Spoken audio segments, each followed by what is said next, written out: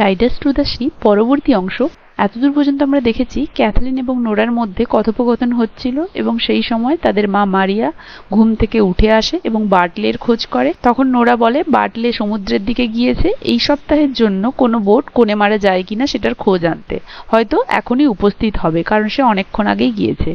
এইটা বলা মাত্রই দেখা যায় বার্টলে সেখানে উপস্থিত হয়।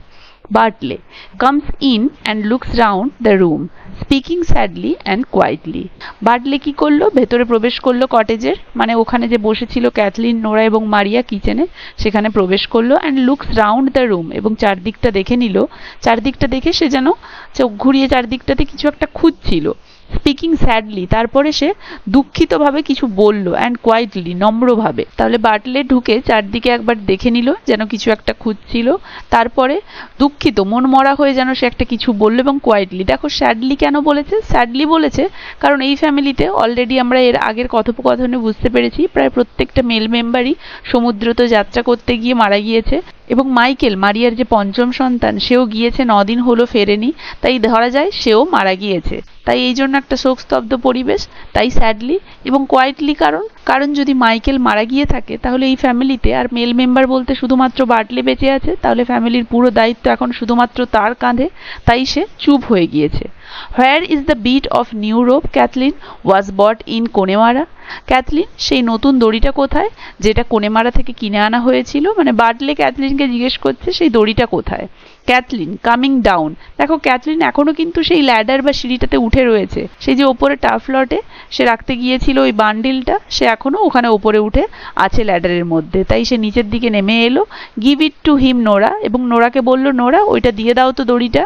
It's on a nail by the white boards, এটা ওই পেরেকের মধ্যে রয়েছে, বাই দ্য হোয়াইট বোর্ড, ওই যে সাদা বোর্ডগুলোর কাছে। দেখো হোয়াইট বোর্ড, সাদা বোর্ড, এই সাদা বোর্ডগুলো কফিন তৈরিতে কাজে লাগে, এগুলো কিনে এনে রেখেছে তারা, এবং তার পাশেই রয়েছে একটা পেরেক, সেই পেরেকে দড়িটা ঝোলানো আছে, যেটা ক্যাথরিন নোরাকে বললো ওটা দিয়ে দাও। I Hang it up this morning, আজ সকালেই আমি এটাকে ঝুলিয়ে রেখেছি ওই পেরেকে। For the pig with the black feet was eating it, কারণ ওই যে pig with the black feet, কারণ ওই যে পিগগুলো, শুকরগুলো উইথ দ্য ব্ল্যাক ফিট, যাদের ওই কালো কালো পাগুলো, তারা এটা চিবোচ্ছিল বা খাচ্ছিল, তাই আমি এটাকে পেরেকে তুলে রেখেছি। Nora giving him a rope, Nora তখন বার্টলেকে ওই রোপটা দিয়ে বলল is that it Bartley? Nora giving him a rope, is that it Bartley? Nora তখন বার্টলের দিকে ওই রোপটা বা দড়িটা দেখিয়ে বলল এটাই খুঁজছো কি Bartley? Maurya you did do right to leave that rope Bartley, hanging by the boards.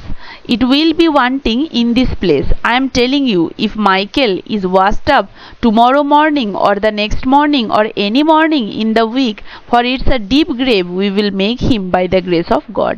তাহলে মারিয়া তাদের মা বার্টলেকে বলছে, বার্টলে আমার মনে হয় তোমার এই দড়িটা এখানে রেখে যাওয়া উচিত হবে, এই দড়িটার এখানে বেশি প্রয়োজন বার্টলে।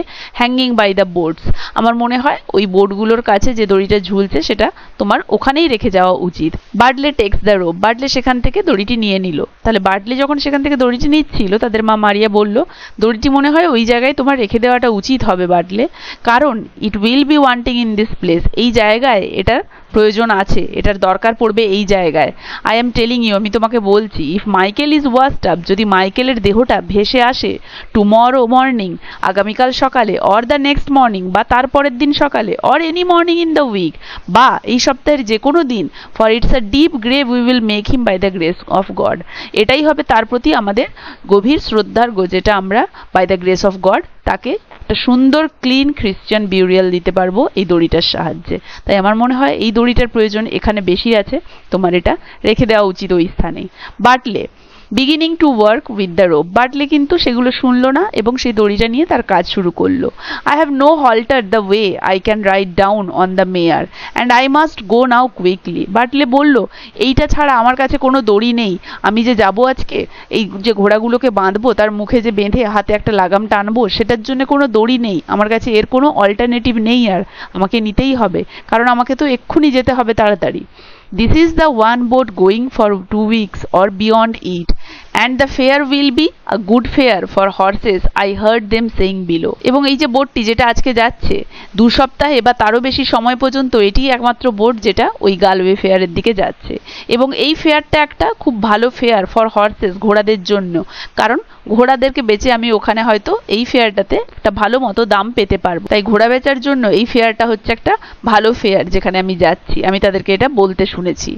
Maurya, it's a hard thing they will be saying below if the boy is washed up and there's no man in it to make the coffin, and I after giving a big price for the finest white board you did find in Connemara। তাদের মা মারিয়া তখন কি বলছে? it's a hard thing, এটা খুবই কষ্টদায়ক, they will be saying below, তারা বলা বলি করবে, if the body is washed up, যদি ওই দেহটা ভেসে আসে, and there's no man in it to make the coffin, এবং বাড়িতে কোনো পুরুষ মানুষ না থাকে কফিন বানানোর জন্য, and I after giving a big price, এবং আমি যে কিনা এত ভালো দাম দিয়ে for the finest white boards, এই সুন্দর হোয়াইট বোর্ডগুলো এনেছিলাম সব থেকে বেশি ভালো দাম দিয়ে, you did find in Connemara, যেটা তুমি কোনেমারাতে খুঁজে পেয়েছিলে। তাহলে মারিয়া এখানে বার্টলেকে বলছে যে কোনেমারাতে যে ফাইনেস্ট হোয়াইট বোর্ডগুলো তুমি দেখেছিলে, এত দাম দিয়ে এত সুন্দর বোর্ডগুলো আমি কিনে রাখলাম, এবং বাড়িতে যদি কোনো পুরুষ মানুষ না থাকে এবং সেই সময় দেহটা ভেসে আসে মাইকেলের, এবং তাকে আমরা সুন্দর একটা ক্লিন খ্রিস্টিয়ান বিউরিয়াল না দিতে পারি, তাহলে তারা এটা নিয়ে বলা বলি করবে, এবং এটা খুবই কষ্টদায়ক বা বেদনাদায়ক হবে যে এত ভালো দাম দিয়ে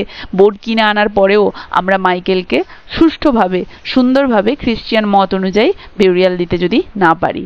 she looks round at the boards, বোর্ডগুলোর দিকে তাকিয়ে সে বলল, সে বলতে এখানে মারিয়ার কথা বলা হয়েছে, তাদের মার কথা বলা হয়েছে। বাটলে, how would it be washed up and we after looking each day for 9 days, বাটলে বলছে কিভাবে এটা ভেসে আসবে, আমরা 9 দিন ধরে, দিনের পর দিন 9 দিন ধরে এটার দিকে তাকিয়ে আছি, এতদিনও এটা এলো না, কিভাবে আসবে?